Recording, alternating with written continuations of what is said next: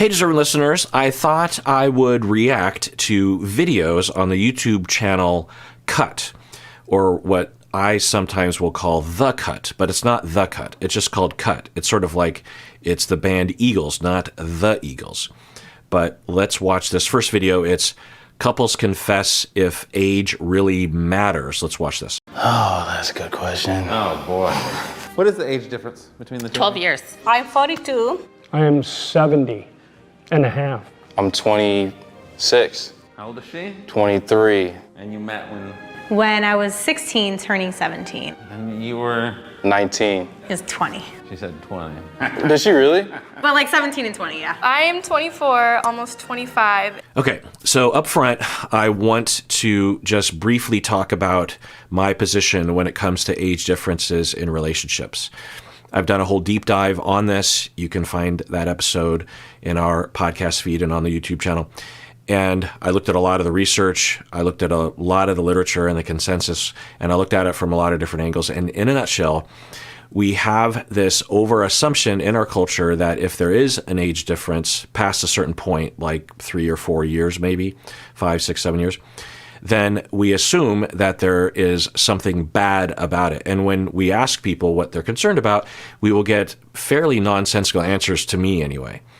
Now, what I'll say up front is that, of course, when it comes to age differences as it applies to children, like if you have a 12-year-old with a 25-year-old, then we absolutely want to stigmatize that and not allow that legally, because in all likelihood, if not every single time, exploitation and harm is happening to that 12-year-old just by the nature of that age gap, right? But when we're looking at an age gap between 25 and 75, then exploitation isn't necessarily happening. Also, exploitation can happen from a 25-year-old to a 75-year-old. And this assumption that if there's an age gap, it means exploitation is happening is just related to a taboo or this over application of the assumption of a 12-year-old with a 25-year-old. People just will encode that experience. It's like, well, anytime there's an age difference, it means that something bad is happening. And that applies to children, right? Or to if you have a 15-year-old with a 16-year-old, that is in all likelihood different than a 15-year-old with a 25-year-old, right? So it's that over application because of its taboo nature. People will say things like, well, you're at different points in your life, right? Younger people are at a different point in their life than older people. And okay, but that could apply to people in the same age. You can be literally the same age and be at different points in your life. Like if someone was in graduate school their whole life and they are 32 years old and they've never had a real job, then they might be involved with someone that has never been to college and has had a real job or a career since they were 18. And at the age of 32, they have a very mature career, a very established sense of their career. They're at different phases of their life. There might be you have two 32-year-olds. One person might already have teenagers, their children from a previous marriage, and the other person might have never hung out with kids ever.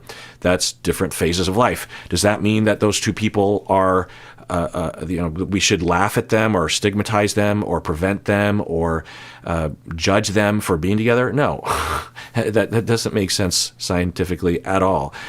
So when we look at the science, what could we look at in terms of evaluating the validity or the problemed nature of age gaps? Well, one measure we can look at is how long those relationships last. What we will find is that smaller age gaps are associated with longer relationships. So if you are within a couple years of each other, there's a certain rate of divorce. If you are 10 years apart, there's an increase in the rate of divorce. If you're 20 years apart, there's an even more increase in divorce. But it's not guaranteed. And also, divorce isn't necessarily an indication that we should be judging, because most or a lot of marriages end in divorce, whether they're the same age or not. So we shouldn't look at that and say we should stigmatize or prevent or judge people for entering into a relationship that may or may not end in divorce. The other question is a larger age gap associated with harm to the younger person? This is harder to measure because how do we measure harm exactly? Maybe we ask people if they're being harmed, but some people being harmed don't identify as being harmed, and vice versa. So it's a harder one to evaluate. And long story short, there's no clear indication that the wider the age gap, the more likely it is that the younger person is being exploited. It's really just a case-by-case basis. Like I said, you can be the same age, or you can have an abusive person that's 10 years younger than their partner. So that's what we should recognize. And it's my position that the judgment of age gaps in relationships is unfair. It's, I think, a remnant of some puritanical influence, or some kind of old school sense of what's right and wrong in relationships. And and what people will do is they will say, well, she could be your daughter, that kind of talk. And what I say to that is, so that's where your mind goes?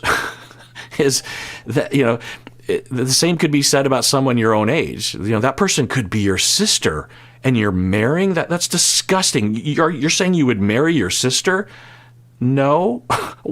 Why does that happen in your head? So two people, say, 15, 16 years apart from each other, for people to say that person could be your own child. Why are you thinking that way? That's the question there. So there's that accusation.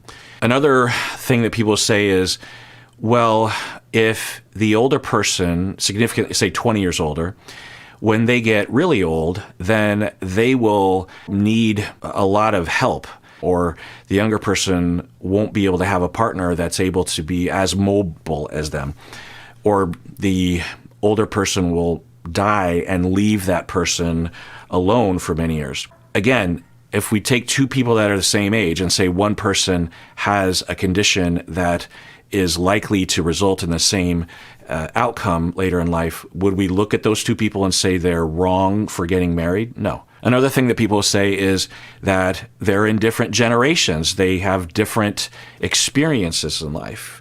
They, like me and my wife are at similar age, and we grew up in the same area, just around Seattle. And it's nice that a lot of our cultural references, the movies and music and even just neighborhoods that we know of because we're from this area, it's nice that we share these things. And of course, if we were to reverse it or to think about two people that are the same age, but they're from different countries or different cultures, we wouldn't look at them and say they're wrong for getting married, right? Another thing that people will say is that the older person is inherently more mature, and therefore it's a match that will dissolve quickly, or it's people will tend to, when they talk about age difference, the way I interpret it is they tend to speak as if it's just kind of gross to them. I'm old enough to remember when people would talk about gay relationships in the exact same way. They would have all these reasons why gay people shouldn't be allowed to get married. And it just boiled down to a lot of people just having homophobia, and they were just like, it just felt wrong to them. It was just gross to them. But they had all these ways of avoiding saying that, even in their own mind, and the way that people talk about age gaps in relationships. Again, if we're talking about someone that's 19 and another person that's 45, then we want to be careful about exploitation and harm, because the power differential might actually result in the younger person being harmed, or it's a red flag for harm, but it's not an automatic indication of harm.